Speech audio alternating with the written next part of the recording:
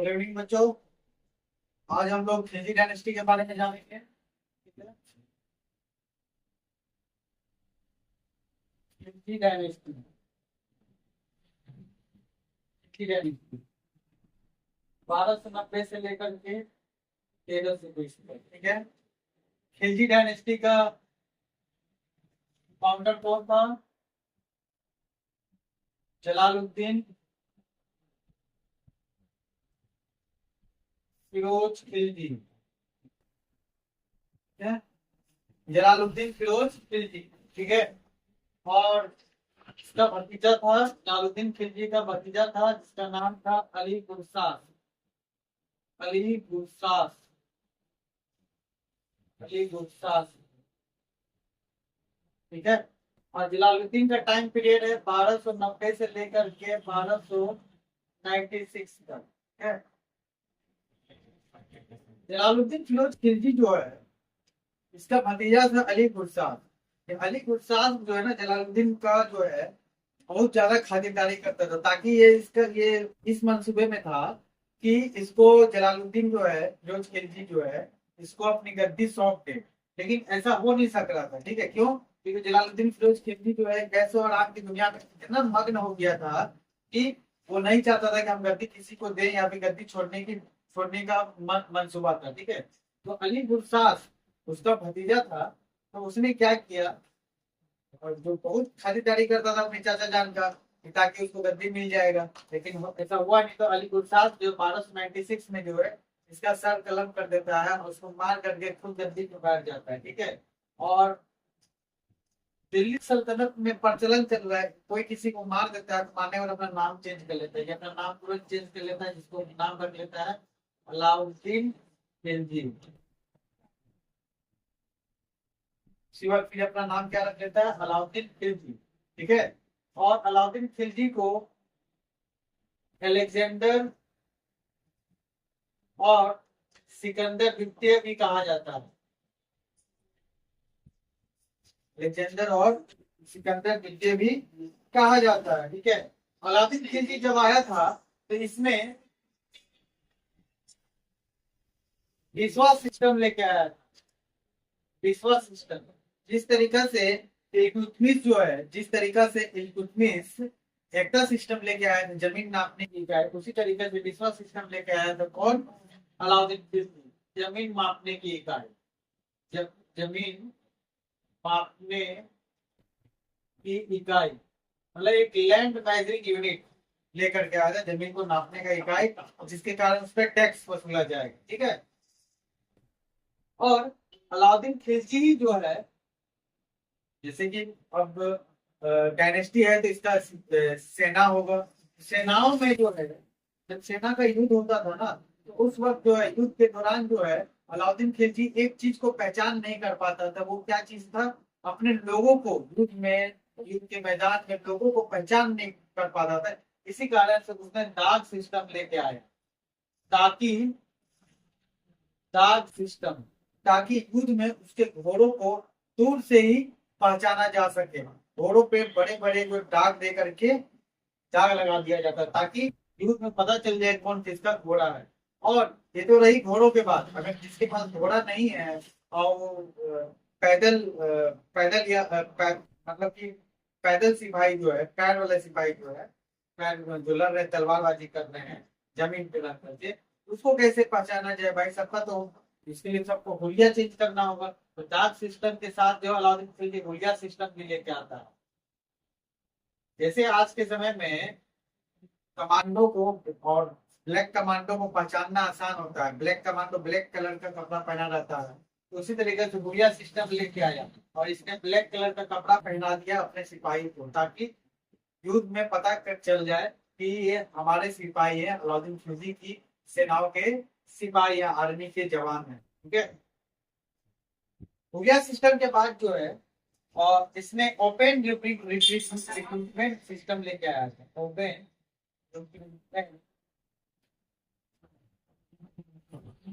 System, जिस तरीका से आज के समय में हम लोग कांस्टेबल की बहाली होता है तो फॉर्म भरते हैं, हम फॉर्म भरने के बाद रिटर्न निकालते हैं, रिटर्न निकालने के बाद फिजिकल पास करते हैं। ठीक है, इससे पहले अलाउद्दीन खिलजी से पहले सेनाओं में जो भर्ती होते थे सिपाही, वो कमजोर भी होते थे, कमजोर भी होते थे, कद काठी के छोटे भी होते थे, सभी तरह के लोगों को सेनाओं में दिया जाता था। लेकिन अलाउद्दीन खिलजी जो है, इसने क्या किया, अपनी सेनाओं में उस व्यक्ति को जगह दिया जो इसके अनुसार, इस रिक्रूटमेंट जो पास कर रहा है इसके अनुसार जो है, जो भी फिजिकल कुछ स्टैंडर्ड क्राइटेरिया रख दिया कि इसको पास करेगा तो ही हम रख पाएंगे, तो ही हम सेनाओं में एंट्री देंगे, आर्मी का जवान में एंट्री देंगे, ताकि निर्बल के लिए कोई जगह नहीं है। ठीक है ना। ठीक है?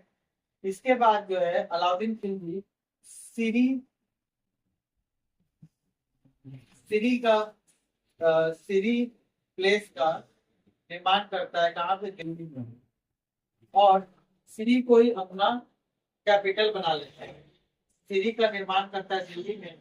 सीरी एक प्लेस है, अभी भी है, उसको सीरी को निर्माण यही करता है, establish Siri and establish Siri and make it capital, make it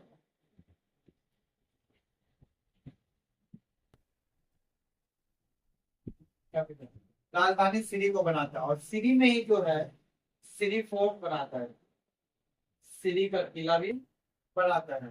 कहाँ, दिल्ली में। कहाँ पे, दिल्ली में। और इसमें दिल्ली में हौज खास नामक जगह का भी निर्माण करता है। ठीक है। और इसमें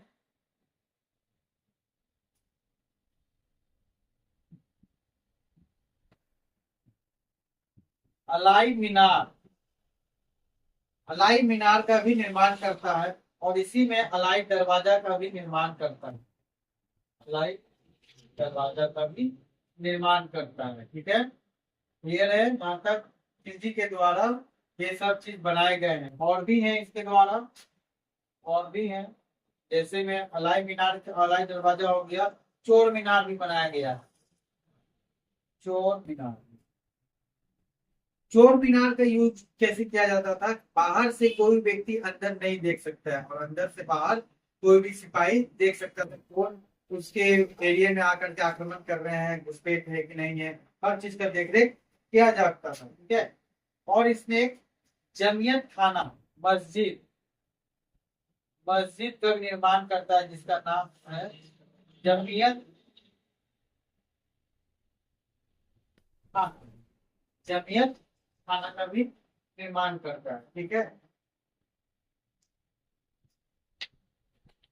आगे और जानते हैं। खिलजी जो है, खिलजी डायनेस्टी में बनने वाले कुछ सवाल ऐसे हैं, कुछ सवाल इसमें पूछे जा सकते हैं। जैसे फाउंडर होगा जनाब फिरोज खिलजी, उसका समय काल कितना, 1290 से 96, और जलालुद्दीन फिरोज खिलजी का भतीजा अली गुरसास, अली गुरसास जो है अपने चचाजान को मार देता है, और मारने के बाद अपना नाम अलाउद्दीन खिलजी रख लेता है। ठीक है। अलाउद्दीन खिलजी को ही अलेक्जेंडर और सिकंदर द्वितीय के से भी पुकारा जाता है। अलाउद्दीन खिलजी ने जमीन नापने की पाइप सिस्टम लेके आया, डाक सिस्टम लेके आया, ताकि सेना युद्ध के दौरान बैटल फील्ड में जो है घोड़ों की पहचान की जा सके कि किसका घोड़ा है। तो यह सिस्टम लेके आया ताकि सैनिकों की पहचान की जा सके कि वो सैनिक किसके हैं। ओपन रिक्रूटमेंट सिस्टम लेके आया ताकि सेनाओं में उन व्यक्तियों का ही चयन होगा जो व्यक्ति एक फिजिकल स्टैंडर्ड क्राइटेरिया को पास कर पाएंगे, और सेनाओं में निर्बल निर्बल व्यक्ति के लिए जगह नहीं है। इसने दिल्ली में सीरी सीरी प्लेस की जगह का स्टैब्लिशमेंट करता है, और सीरी में ही जो है सीरी किला का भी निर्माण करता है, और सीरी को अपना कैपिटल राजधानी बनाता है। दिल्ली में इसने हौज खास का भी निर्माण करता है, फिर अलाई मीनार, अलाई दरवाजा भी निर्माण करता है, इसी में चोर मीनार का भी निर्माण करता है। चोर मीनार ऐसा मीनार है, बाहर से तो देख नहीं पाता अंदर को, लेकिन अंदर से बाहर व्यक्ति देख सकते हैं। मस्जिद दिल्ली बनाया जमियत खाना। ठीक है। और अलाउद्दीन खिलजी जो है मार्केट क्लस्टर सिस्टम भी लेके आया। क्या है कि मार्केट क्लस्टर सिस्टम क्या है,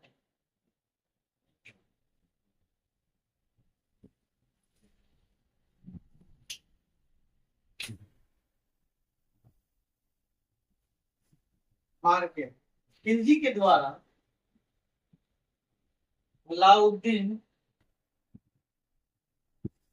खिलजी के द्वारा मार्केट क्लस्टर मैनेजमेंट का प्रावधान लेके आया जाता है। मैनेजमेंट का प्रावधान लेके आया जाता है। इसका मतलब क्या है भाई? मतलब जिस तरीका से कोई व्यक्ति हर एक वंश में टैक्स वसूला जाता है, ठीक है, तो मार्केट क्लस्टर सिस्टम, मार्केट से पैसे कैसे वसूला जाए। पहले समय में अलाउद्दीन खिलजी से पहले जितने भी शासक आए थे, उसके द्वारा जो कर टैक्स वसूला जाता था मनमाना तरीका से वसूला जाता था। जिसकी कमाई दिन भर में 100 रुपए है मान लो, तो वो 100 रुपए ही दे पाएगा। अगर उससे मांग लिया जाए 1000 रुपए आपको कर देना है, टैक्स देना है, तो कहाँ से दे पाएगा? 900 रुपए उधारी लेगा, नहीं तो भाई सुल्तान उसको सरकलम कर देगा।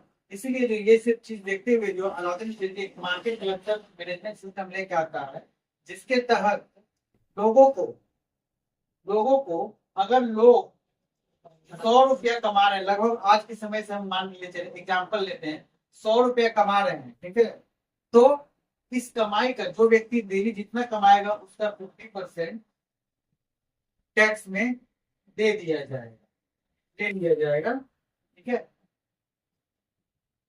इससे ये फायदा हो गया, अब कोई व्यक्ति 100 रुपये कमा रहा है तो 50 रुपया दे सकता है। लेकिन इसमें भी एक दिक्कत वाली बात थी क्या, कि कोई 100 रुपये, कोई 1000 रुपये दिन भर में कमा रहा है तो 500 देगा। लेकिन वो ऐसा भी तो कर सकता है कि वो बोलेगा नहीं, हम जो है 500 रुपया कमाए हैं, 250 रुपया देंगे, 500 रुपया बचा लेगा, ठीक है, करप्शन कर लेगा या झूठ बोलेगा। तो झूठ बोलने और 50% को सही तरीका से संचालन करने की विधि सही तरीका से हो, इसके लिए अलाउद्दीन खिलजी ने एक व्यक्ति को अपॉइंट, मतलब एक पोस्ट पद का निर्माण करता है, जिसको कहते हैं इक्तेदार का पोस्ट।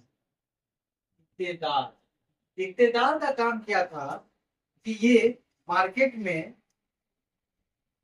मेंटेन करे, देखने मार्केट में जितने भी दुकान होंगे उसकी देख रेख करे कि दिन भर में कौन कितना कमा रहा है, उस हिसाब से 50% टैक्स देगा, ठीक है। और इक्तेदार जो है जमीन का भी लेखा जोखा का ब्यौरा रखता है। एक तरह से डॉक्यूमेंट, जितना भी डॉक्यूमेंट वगैरह होता है, लेखा जोखा जो है उसी के पास रहता था। लेखा जोखा जो भी है जमीन से रिलेटेड भी, जमीन से संबंधित भी जो है लेखा ये रखता है। और इक्तेदार जो है मार्केट क्लस्टर मैनेजमेंट का भी देख रेख यही करता था, ताकि कोई भी गलती ना हो, ठीक है। अलाउद्दीन खिलजी जो है, अलाउद्दीन खिलजी का एक गुलाम था, इसका नाम था मलिक कफूर। और इसका नाम था, अलाउद्दीन खिलजी का एक स्लेव हुआ करता जिसका नाम था मलिक कफूर, ठीक है। अलाउद्दीन ने इसको 1000 दिनार में खरीदा था, 1000 दिनार दे करके परचेज किया, इसलिए इसको 1000 दिनारी भी बोलते हैं, ठीक है, इसको 1000 दिनारी भी बोलते हैं। अलाउद्दीन खिलजी ने, अलाउद्दीन खिलजी जो है, अलाउद्दीन खिलजी जो है मलिक कफूर को नायाब का टाइटल देता है। नायाब मतलब बेशकीमती, प्रीसियस, ठीक है, नायाब का टाइटल देता है, उपाधि देता है किसको? मलिक कफूर को। मलिक कफूर जो अलाउद्दीन खिलजी का कमांडर भी हुआ करता था, और मलिक कफूर जो है अलाउद्दीन खिलजी का पार्ट टाइम वाइफ भी हुआ करता था, ठीक है। ये जो है खिलजी डायनेस्टी से बनने वाला जितना भी सवाल था पूछे गए रेलवे में, एसएससी में, इतने ही सवाल पूछे जा सकते हैं, ठीक है, क्लियर है। आशा करते हैं कि आपको खिलजी डायनेस्टी अच्छे से समझ में आया होगा, ठीक है। और इसके बाद तुगलक डायनेस्टी नेक्स्ट वीडियो में दिया जाएगा, ठीक है। चलिए, थैंक यू, आज के लिए इतना ही।